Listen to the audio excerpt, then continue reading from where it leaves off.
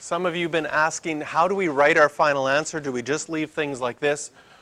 Sometimes a question is going to ask you for a division statement. So after you've divided, how do you write things out? So if we look at our example that we did right here, I'm going to take this one.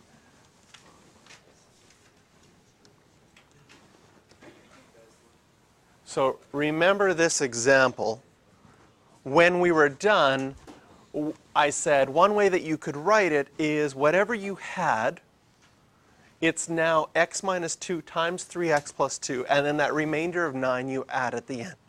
So what we're going to learn is that this is called our division statement.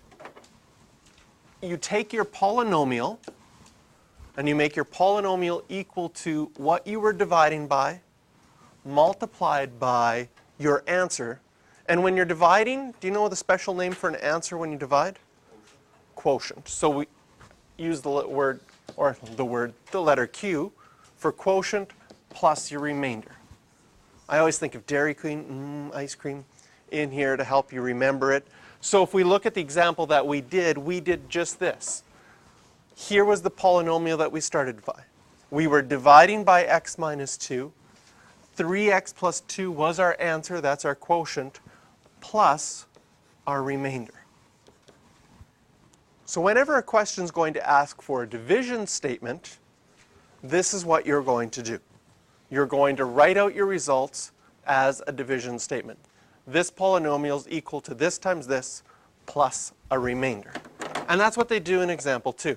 So if we go to example 2, we're asking to divide 3x4 minus x cubed plus 3x minus 20 by x plus 2.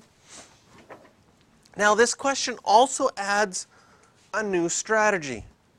For example, this never comes up with numbers. If you were trying to divide 32,019 by 17, nobody ever said, oh, well, a 0 is nothing, so I'm not going to write it.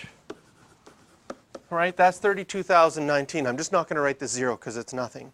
Well, that 0 is important because now all of a sudden that number looks like 3,219. So we have a 0 in there because it means something. But with a polynomial, if something's missing, we don't write a 0 in there because it still means the same thing whether it's there or not. So when we set up our long division with polynomials, first of all, we learned in the last one that the order matters. So we're going to try to write it in order. And can you see what's missing? There's no x squared.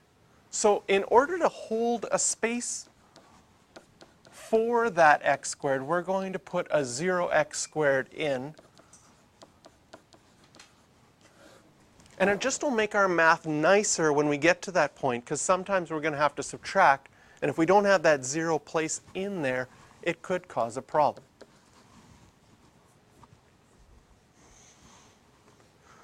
So what have we done every single time? We've looked at our first term, underlined it in black, and said, what would I need to multiply x plus 2 by to get a 3x to the 4?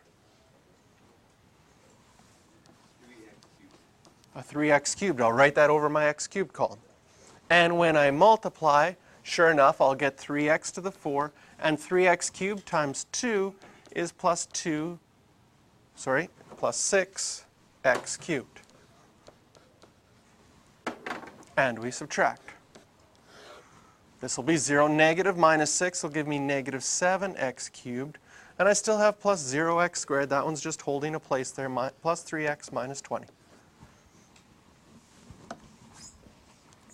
A new first term, negative 7x cubed. What would I need to multiply by? Negative 7x squared. So one of the reasons we like to have that 0 there is we have a placeholder. Now that I'm writing 7x squared, that nicely falls over my x squared column, which keeps things neat. And also, when I multiply that negative 7x squared by the x plus 2, I get negative 7x cubed minus 14x squared.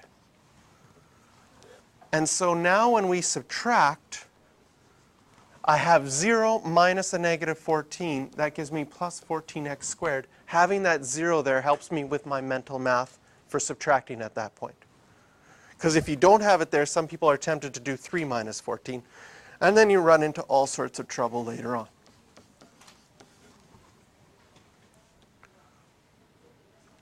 We're going to have to repeat the process quite a bit in this one because we've still got a new first term. And now we say, what would I have to multiply x plus 2 by to get a 14x squared? 14x. We get 14x squared and plus 28x. That'll be 0. 3 minus 28 gives me negative 25 minus 20. Another new first term. I'm running out of colors.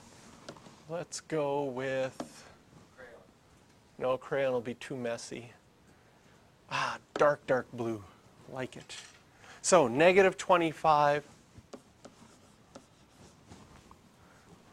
Negative 25 times x is negative 25x. Sure enough, that's the same. Minus 50. We subtract. Negative 20 minus negative 50 is plus 30.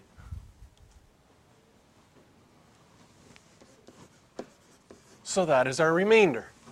So when we look at the whole thing, there we go. When we look at the whole thing, this is what we've gotten. And I've changed colors to show that each time we change color, we did the same process over and over again. Really, there's three basic steps that we're doing. You're underlining the first term and finding what you would need to multiply by. You multiply that out, and then you subtract. And you repeat, and you repeat, and you repeat. And looking at the colors here, this time we had to repeat that process 4 times.